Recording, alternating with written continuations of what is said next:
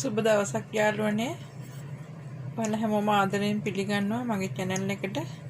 මම අද යන්නේ කෝනිස්සු දාලා පොල් මැල්ලුමක් හදන්න. ඉතින් මම ඔයාලට පෙන්නන්නම් මට අවශ්‍ය දේවල්. මම මෙතන අරන් තිනවා පොල් බෑව් එක පොල්. ඊට පස්සේ අරන් තිනවා කුණුචු ටිකක් සෝදලා. දෙහි ගෙඩියක් තියෙනවා, ගොරක ටිකක් තියෙනවා. දෙහි අන්තිමට අපිට බින්දු 2-3ක් දාගන්න තමයි මම දෙහි ගත්තේ.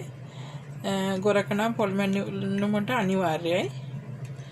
ඊට පස්සේ මෙතන තියෙනවා ලොකු ලුණු ගෙඩියක් තමයි මම මේ ලොකු රතු ලුණු ගෙඩිය කපාගෙන තියෙන්නේ. ඉතින් ඔයාලා රතු ලුණු තියෙනවා දාන්න, මට රතු ලුණු නැති නිසා මේ ලොකු ලුණු ගෙඩියක් තමයි මම කපාගත්තේ. මෙතන තියෙනවා සේර කෑල්ලක්, කරපිංච කොළ ටිකක්. ඊට පස්සේ මෙතන තියෙනවා මම හදාගන්න යන්නේ කොච්චි දාලා. මෙතන තියෙනවා මේ තියෙන්නේ මේකේ තියෙන කොච්චි ටික. කොච්චි ටික අම්මිරිස් එකරලක් අරන් තියෙනවා. එතකොට තියෙනවා ආයේ තියෙනවා මෙතන තියෙනවා තෙල් ටික. ඉතින් මේ ටිකෙන් තමයි දාන්නේ. මම අමතරව ආයේ දානවා කහ කුරු ටිකක් දානවා. කහ කුරු දානවා, ලුණු කුරු දානවා. එච්චරයි. කුරු ටිකයි ලුණු කුරු ටිකයි. ඒ ටිකෙන් තමයි මම හදන්න යන්නේ. බලමු අපි හදන විදිය. මම මේකේ තමයි මේකේ පොල් ටිකක් අඹරලා වගේ ගන්න. මේකේ හොඳටම ඇඹරිලාම ඉන්නේ නිකන් කෑල් හිටින්න වගේ තියෙනවා. ඒක නිසා තමයි මම මේක ගත්තේ. මම ඒකට දාගන්න ඉස්සෙල්ලා කොච්චි කරලා ටික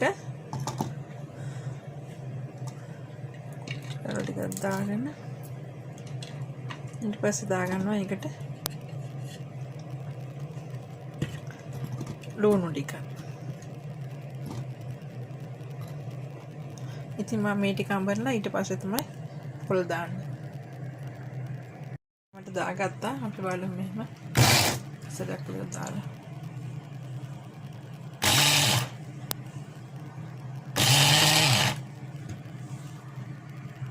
හරි, දැන් මේ කාන්ට කෙරුණාම ඇති. දැන් අපි එකට දාගමු කහ කුරු ටිකයි පොල් ටිකයි දාගෙන අඹරගමු.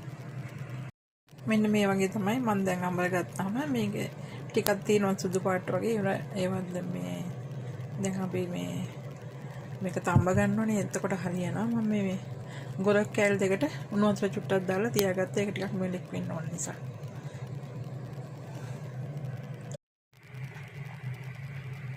හරි, මම ඒකට දැන් ඉස්සෙල්ලම කුණුචු ටික දාගන්නවා.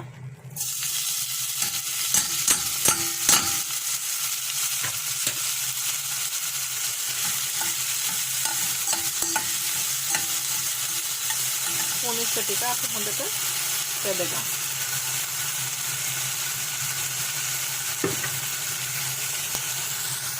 ඒක හොඳට රැඳලා තියෙන්නේ.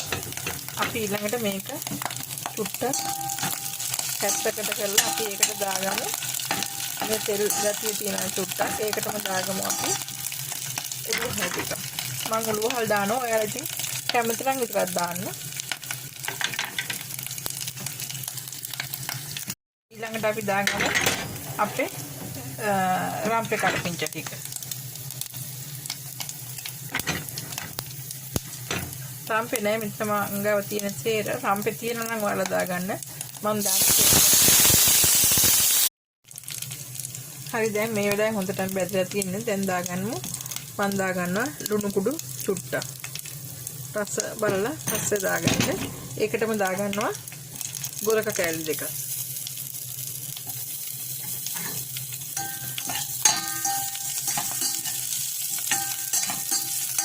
දැන් හොඳටම බැදලා තියෙනවා.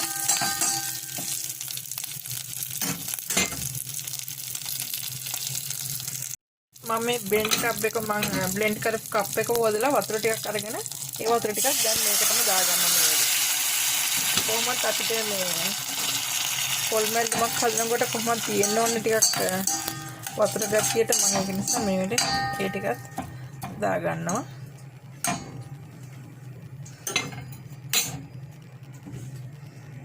මේ වගේ මම දාගන්න පොල් ටිකක් අඹරගත්ත පොල් ටිකක් දාන්න.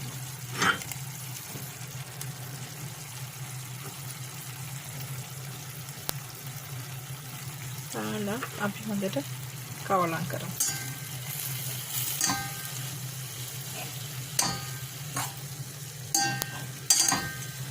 දැන් මේක හොඳට කවලම් කරලා ගින්දර අඩුව කරලා තැම්බෙන්න ආරම්භ. කහ මදි වගේ දැනෙනවා නම් මේ වෙලාවේ ඉතින් කහ චුට්ටක් දාගත්තට කමක් නැහැ. මට නම් ඉතින් පාට ඇති කියලා හිතෙනවා. කහ මදි වගේ පාට වගේ පේනවනම් ටිකක් දාගන්න. විනාඩි 2-3ක් මම මෙහෙම වහලා තම්ම ගත්තා. අපි දැන් මේක ඇරලා බලමු දැන් කොහොමද කියලා. දැන් හොඳ ගානට තියෙනවා. මම දැන් ලිප් ඔෆ් කරා. දැන් මේ හොඳ ගානට තියෙනවා. දැන් ඉතින් ඕනනම් සේර කැල් දෙක එහෙම අස් කරලා ගන්න පුළුවන්. කරපෙන්ච ටිකක් මම වැඩියෙන් දාගන්න ගත්තා. මේ දැන් තියෙනවා රසටක් තියෙනවා සුවඳටක් තියෙනවා. මම මේක හදාගත්තේ කොච්චි වලින්. ඒක තමයි කරපු විශේෂය. ඉතින් කොච්චි නැති කෙනෙකුට මිරිස් කුඩු ටිකකුත් දාලා රතු මිරිස් කුඩු චුට්ටක් වෙන්න වගේ දාලා හදා ගන්න පුළුවන්.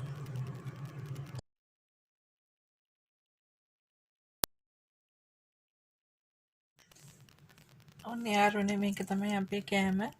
ඉතින් මේ තියෙන්නේ මං හදුව පොල් මැල්ලුම.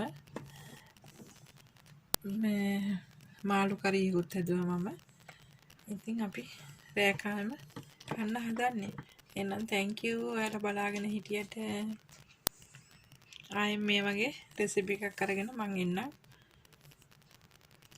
එක්තන් ඔයාලට බුදු සරණයි දෙවි පිහිටයි.